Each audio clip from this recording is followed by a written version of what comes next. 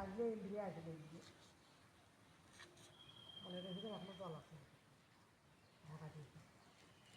তাহলে এগুলো সব রুম, মাঝখানটা উঠান ছিল, এটা উঠান। আবার ওই পাশেও রুম আছে অনেক, ওই যে পিছন দিক দিয়ে যায়, ওই ওখানে একটা পুকুর আছে, ওইটাতে রানী স্নান করতো। রানী স্নান করার সময় কেউ যাইতে পারতো না।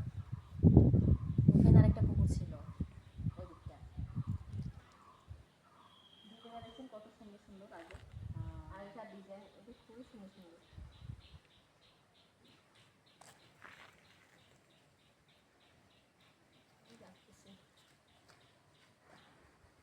এই জাত একদিন পিকনিক করা যায় না?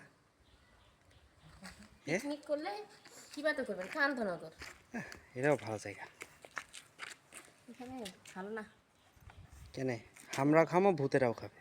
ভূতে না, মানে মানুষের